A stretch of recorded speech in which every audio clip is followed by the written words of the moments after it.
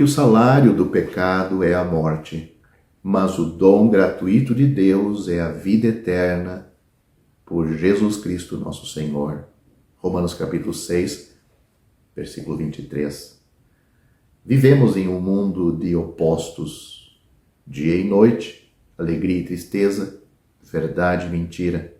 Às vezes, para explicar nossas ideias a outra pessoa, usaremos opostos.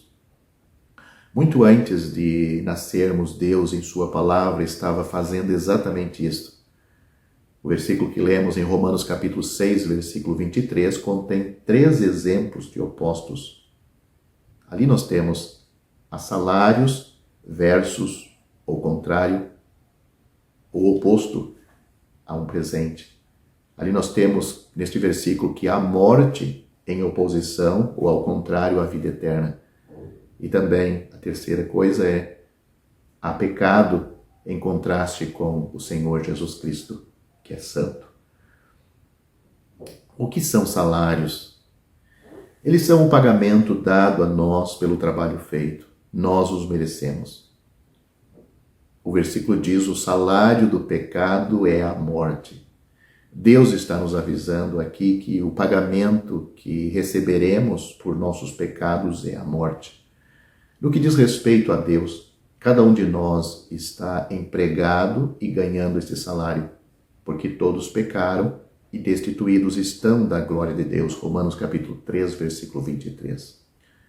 É um caso de 100% de emprego. Portanto, o salário também será 100%. E o que é um presente? O presente é algo dado a nós sem nenhum custo para nós mesmos. Mas há um custo para o doador. A Bíblia diz: o dom de Deus é a vida eterna, o presente de Deus é a vida eterna. O que custou a Deus fornecer a vida eterna para nós de uma forma gratuita? A Bíblia diz: porque Deus amou o mundo de tal maneira que deu o seu Filho unigênito. João capítulo 3, versículo 16. Cristo morreu pelos ímpios, pelos pecadores, pelos seus inimigos. Leia Romanos capítulo 5, onde fala isto. Por favor, responda honestamente. Cristo morreu já por você?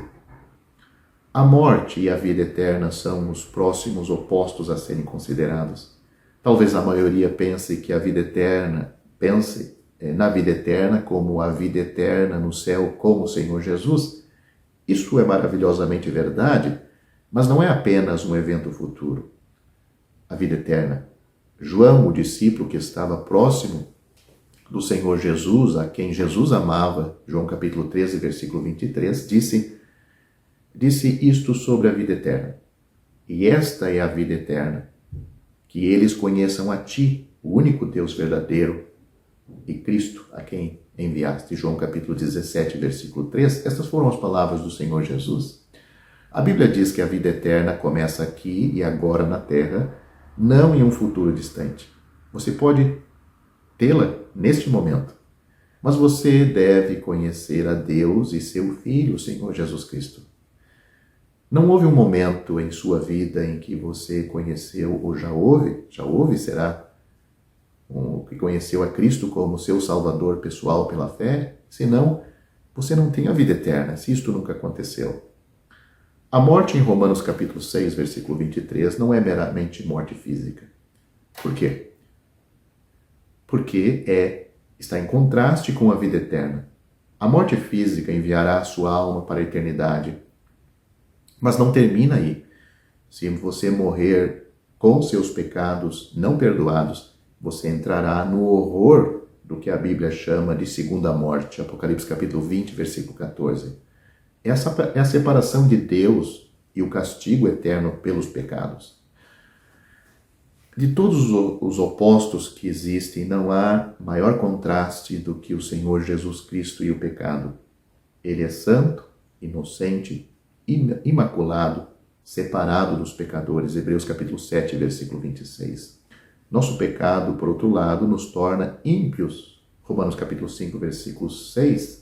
Maliciosos, Romanos capítulo 1, versículo 29, contaminados, Mateus capítulo 15, versículo 18, separados de Deus, Isaías capítulo 59, versículo 2. Mas nunca houve um momento como quando esses dois opostos se encontraram na cruz. Vamos ler o que a Bíblia diz. Aquele, falando de Cristo, que não conheceu o pecado, Deus o fez Cristo pecado por nós, para que nele, em Cristo, fôssemos feitos justiça de Deus. 2 Coríntios capítulo 5, versículo 21.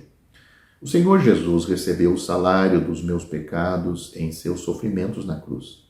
Receber ele, Cristo, como Salvador, pela fé, é receber o dom de Deus, que é a vida eterna.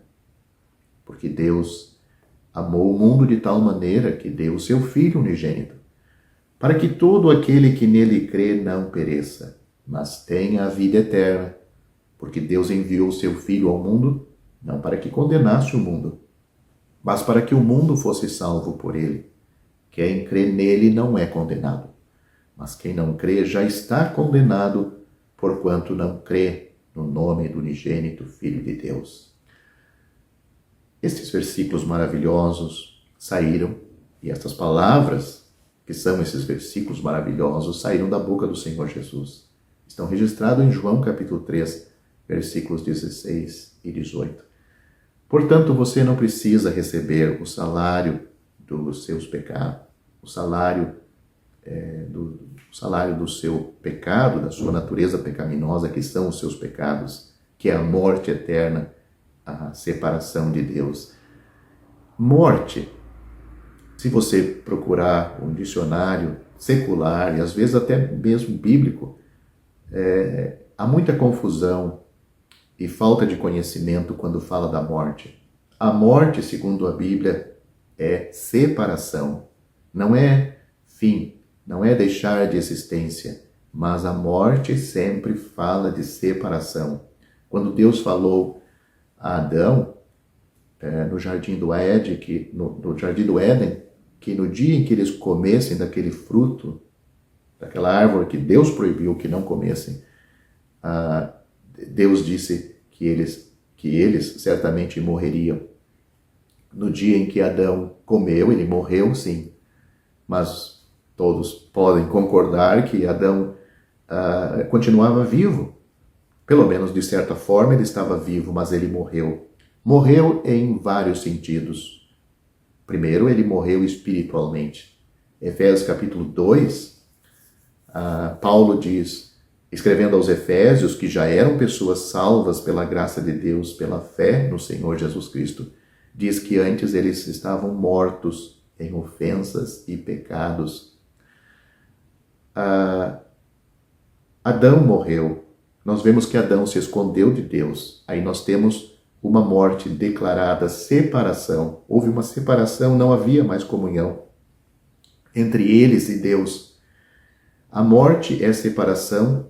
Nós vemos já a morte, a primeira explicação da morte que temos ali, vemos de uma maneira figurada. Adão e Eva se esconderam de Deus, portanto havia separação. Aquela morte que Deus disse que ia acontecer, aconteceu. A alma e espírito de Adão entraram em trevas. Antes tinham vida, não uma vida eterna, mas uma vida de inocência, uma vida sem culpa, sem pecado. Mas agora entraram em trevas. E Deus é santo, Deus é luz. Então houve separação. Eles não tinham mais comunhão com Deus. Quando uma pessoa morre fisicamente, há separação também. A separação do corpo, da alma e do espírito.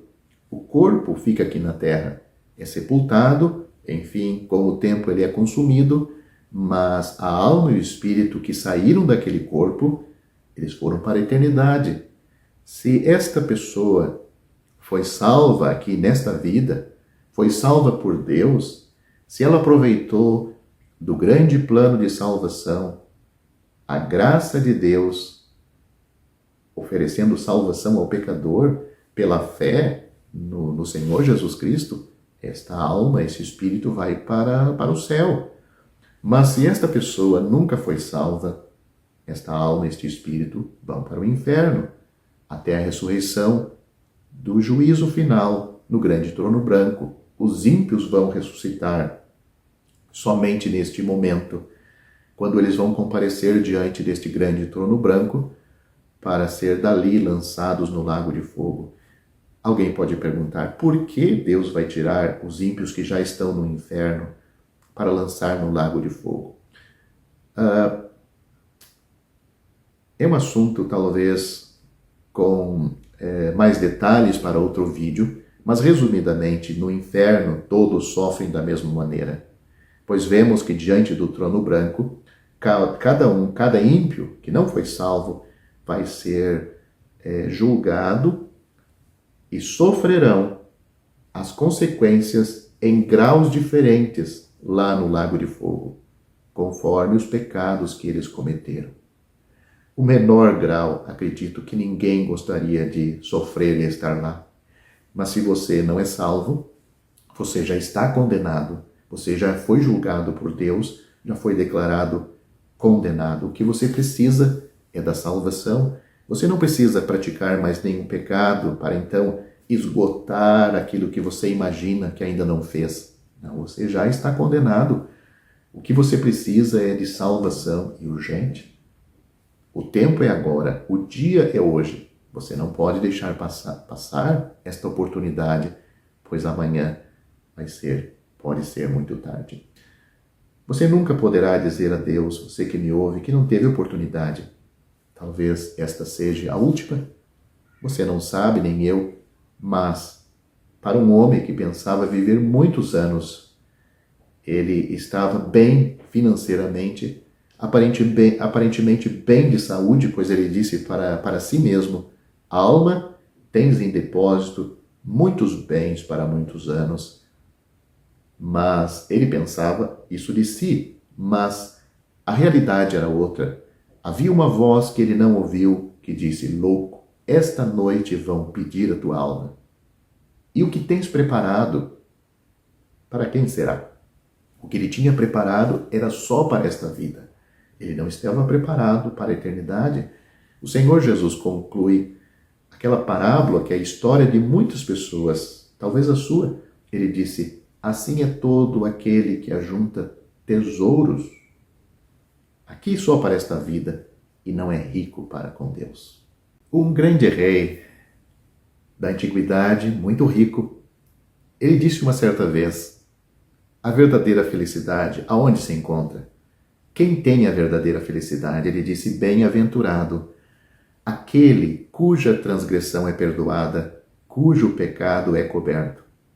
Salmo, capítulo 32, versículo 1. Essas são as palavras do rei Davi. Uma das verdades centrais do cristianismo é o perdão dos pecados. Sem ela, permaneceríamos em um mundo de desespero, sem esperança, apenas para perecer para sempre. A maior bênção da vida é saber que você está certo com Deus, que seus pecados estão perdoados. Esta bênção pode ser sua. Você acredita nisto? Em um voo, o voo dos 243 da Airlines sofreu uma descompressão explosiva a 19 mil pés sobre as ilhas havaianas e mais da metade do teto da aeronave desapareceu. Depois que o Boeing retornou com segurança ao solo no aeroporto internacional de Maui, um repórter perguntou a um passageiro qual foi o primeiro pensamento que passou pela cabeça dele, que passou pela sua cabeça. Ele respondeu, eu me perguntava se Deus me perdoaria de todos os meus pecados. Perguntas sobre o perdão de Deus são respondidas por Davi, inspirado pelo Espírito Santo, quando ele escreveu o Salmo, capítulo 32, versículo 1. Uma transgressão é a quebra internacional de um comando conhecido, melhor dizendo, intencional. Tudo o que fica aquém do padrão perfeito de Deus é o pecado. Isso inclui toda vez que eu voluntariamente quebrei a lei de Deus, toda ação cometida sem amor a Deus, ações omitidas que eu deveria ter feito e os pecados da mente e do coração. Davi escreveu no Salmo 51, impressionado por seu registro pessoal dos seus pecados diante de Deus. Esconde o teu rosto dos meus pecados e apaga todas as minhas iniquidades. Não há nada mais ofensivo a Deus do que o vasto registro de nossos pecados pessoais contra Ele. Quando Deus perdoa, Ele perdoa cada pecado. Em nosso mundo, muitos reconhecem que há algo errado. A história prova isto. Deus diz: todos pecaram e carecem da glória de Deus. Romanos capítulo 3, versículo 23. Tenha certeza, você que me ouve, você pecou contra o Deus do céu. No Salmo 51, Davi escreveu: meu pecado está sempre diante de mim, contra ti somente pequei. O pecado é contra Deus. O pecado nos separa de Deus. O pecado nos desqualifica de entrar no céu. Mas damos a Deus que o perdão de Deus afasta o registro do meu pecado e o destino da minha alma. Muda o destino da minha alma. Antes era para o inferno, mas quando Deus nos perdoa, o nosso destino é para o céu. Esta é uma questão de pecado pessoal diante de um Deus santo. Quando Deus perdoa, Ele perdoa o pecador de todos os seus pecados. É o que diz Hebreus capítulo 10. Ele diz: jamais me lembrarei de seus pecados, de suas iniquidades. Deus não pode ignorar o pecado em seu universo. Deus pode perdoar porque Deus pode cobrir todos os nossos pecados contra Ele. É o prazer de Deus oferecer perdão a você. Davi conhecia bem o dia da expiação na história de Israel. Era o dia de cada ano em que o sumo sacerdote de Israel tirava sangue de um animal que havia sido sacrificado no pátio do tabernáculo e o levava para o lugar santíssimo. Foi aqui que o sumo sacerdote espargiu o sangue sobre o propiciatório da Arca da Aliança. O propiciatório era a tampa ou a cobertura da arca. O sangue era espargido ali sobre a presença do santo Deus que habitava entre as asas dos querubins que sobrevoavam o propiciatório. O sangue cobria a lei que o israelita conhecia, mas não obedecia, protegendo o pecador por mais um ano do julgamento de Deus. A lei estava dentro daquela arca. O sangue dos sacrifícios do dia da expiação prefigurava o sangue do sacrifício do Filho único, unigênito de Deus, séculos depois. Seu precioso sangue pode cobrir o registro de nossos pecados pessoais e nos proteger para sempre da ira de Deus. Seu sacrifício nunca teria que ser repetido.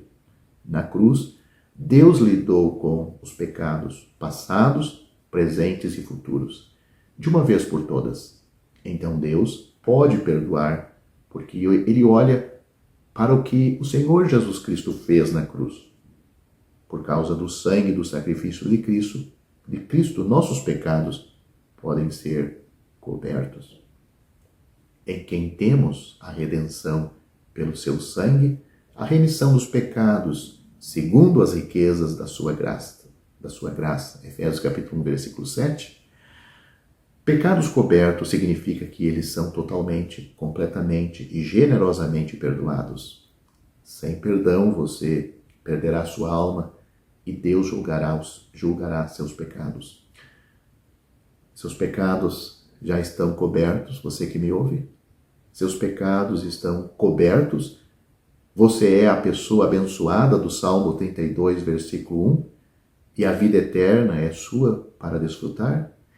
Bem-aventurado aquele cuja transgressão é perdoada, cujo pecado é coberto. Porque Deus, Ele amou o mundo de tal maneira que deu o seu Filho unigênito, para que todo aquele que nele crê não pereça, mas tenha a vida eterna. Porque Deus enviou seu Filho ao mundo, não para que condenasse o mundo, mas para que o mundo fosse salvo por ele. Quem crê nele não é condenado.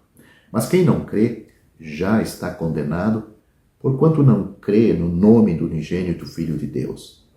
E a condenação é esta, que a luz veio ao mundo, e os homens amaram mais as trevas do que a luz, porque as suas obras eram más. Porque todo aquele que faz o mal odeia a luz e não vem para a luz, para que as suas obras não sejam reprovadas. Mas quem pratica a verdade vem para a luz, a fim de que as suas obras sejam manifestas, porque são feitas em Deus. João capítulo 3, do versículo 16 a 21, e estas são as palavras do Senhor Jesus. Termino este vídeo perguntando: você será esta pessoa bem-aventurada, feliz, muito feliz neste mundo? As coisas desta vida, que são honestas, são permissíveis, foram dadas por Deus, nos trazem muita felicidade. Mas são passageiras, terminam. Não existe maior felicidade do que estar em paz com Deus. Paulo, escrevendo aos Romanos, ele disse: sendo justificados, ou tendo sido justificados pela fé, temos paz com Deus por nosso Senhor Jesus Cristo. Romanos capítulo 5, versículo 1. Você já tem esta paz? Se adquire pela fé, porque pela graça sois salvos por meio da fé. Isto não vem de vós, é dom de Deus, não vem das obras, para que ninguém se glorie. Crê no Senhor Jesus Cristo, você será salvo. Ao findar o labor desta vida, quando a morte ao teu lado chegar, que destino há de ter a tua alma? Qual será no futuro